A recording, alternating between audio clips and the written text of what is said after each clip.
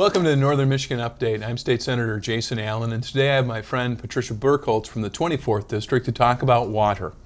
Patty has led a distinguished career. She's been involved in organizations that have promoted water conservation and has taken the leadership initiative on the management program involving the Great Lakes Compact. Patty, thank you for being here today. Thank you, Jason. Nice to be here. I appreciate your time and your involvement. I know that last summer you were up with the Midwest Council of State Governments. Yes, we had a great conference in Traverse City, and Traverse City was so wonderful. They treated everybody so well and so warmly that many people stayed over. So we were glad to help Upper Michigan's tourism. Thank you very much. And the thing we have to look at it is that your leadership at the Council of State Governments is an association maybe not as big as the National Governors, which was also in Traverse City, but they are part of the groups that are involved in conservation, involved in governments, and setting up statewide policies for different states in the Midwest. Now you're working on a water program, and there's been a lot of discussion on it. Can you kind of give me a little bit of background on what's going on there and the types of activities? We've been working on this legislation now for about 5 years, with legislation introduced 5 years ago, which started the process, knowing that eventually Michigan was going to have the Great Lakes Compact before us, and that we would most likely adopt the Great Lakes Compact because it is the compact between all the 8 states of the Great Lakes as well as the 2 Canadian provinces. And by adopting it, it gives us a higher level of affirmative defense, so should someone want to take our water, withdraw large amounts of our water, or divert our water to other states, those thirsty states out there, particularly in the Southwest, and thirsty nations who want our water. So it goes back to what the governor from New Mexico talked about diverting water from the Great Lakes. Yes, and that's what you're trying to stop. Yes, exactly. I mean, Governor Richardson was very upfront about it when he was campaigning this summer. He was in Wisconsin and looked around him and he said, "Look at all this wonderful water. How much you could help us if you in the Great Lakes would let us take some of your water." Well, we have a very fragile ecosystem. And not that we wouldn't want to help in the case of humanitarian problems, and actually the compact does allow that, but for large-scale diversions, no way. We need it to protect our ecosystem. Our manufacturing, our farming, and our tourism communities are all vitally dependent on our water resources. Now, starting out with sort of the basin. Now, you talked about 5 states, is that right? 8 states. 8 states, and then 2 provinces. Now, is the entire state of Michigan or the entire state of Wisconsin, or how does that work so that our listeners get an understanding of the sort of geographic boundaries? Well, when you look at the geographic boundaries of the Great Lakes Basin, it actually exceeds several of the states. For instance, Michigan is wholly within the basin because, with the exception of the southern part of the peninsula, we're wholly surrounded by water. So we have the most to lose or the most to gain. The most to lose if we don't adopt the compact, the most to gain by adopting it. Wisconsin has a section of Wisconsin. Actually, there's an area called the straddling communities. Those are the communities of Waukesha and some of the others kind of in mid-Wisconsin. They're located on the Great Divide, so water going into their city on the eastern side would remain in their city because it would be returned through use into the basin. But water on the other side of their city, but still within the city boundaries, would be going to the other side, which has led to some kinds of disputes there over the compact. But Michigan is really, really nestled in the basin, and we need to adopt the compact. And that's good. And so then other states have similar types of things. It probably is not the entire state of Ohio. It's probably not the whole entire state of Indiana. When you look at their borders, when you look at the a map of the United States, you see their borders are not as affected by the Great Lakes as Michigan is.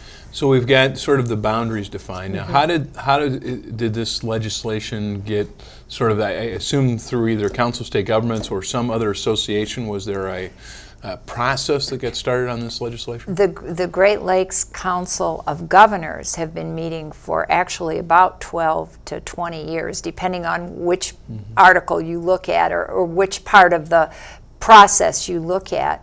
And they have been meeting to forge this document. There was an initial document which came out in 2001 called Annexation 2001, and then this one, which is now the whole compact, which says we all as 8 states want to, and 2 provinces want to bind together, ask the federal government for their support, and then it will give us a much higher level of affirmative defense should anybody come in and want to divert large amounts of our water. So this agreement that has been sort of forged through the governors and then sort of your leadership within the state, the language is similar for each one of the compacts with Parliament in Ontario and Parliament in what, Manitoba? No, in Quebec and Ontario. Okay. And the language is actually exactly the same. And each state and each province must adopt it exactly the same for us to rise to what is almost treaty status when it gets to the federal government. And that's hard for us to do, isn't it, Jason? I mean, we can't change a comma, we can't change a period, we can't take an is out and put was or something like that. We have to adopt it in its entirety.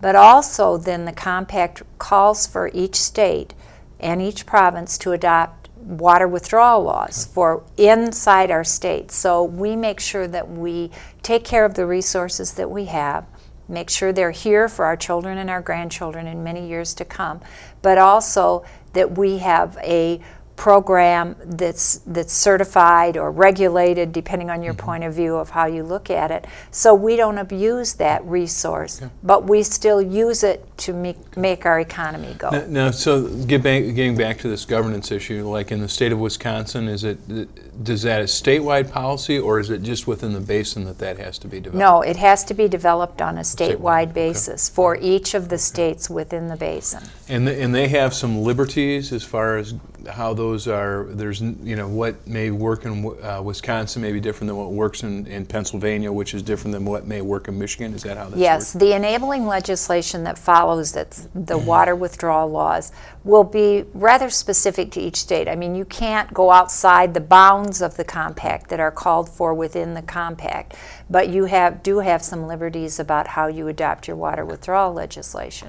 Now, have any other states passed the compact? The compact has been passed in 3 states now and is sitting on the governor's desk in New York waiting to be passed.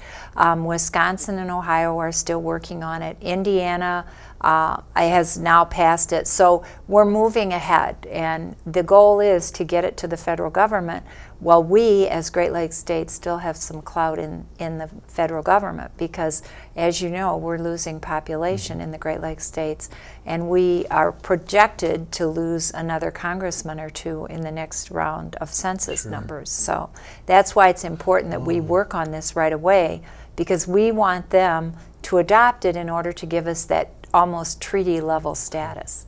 And so if we lose our congressional delegations, then we lose our power in Congress. We lose our power to get it adopted. And those thirsty states could overpower our legislators from the Great Lakes Basin.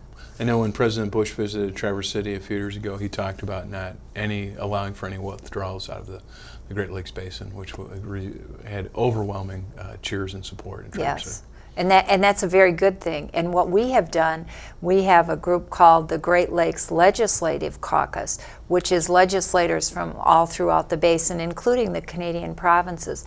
But a group of us representing the states have written to first we wrote to all of the candidates in the primary, now we've written to the candidates in the general, explaining the importance of our Great Lakes waters and asking for their support to make sure the compact is adopted and the Great Lakes Restoration Act is enacted in Congress.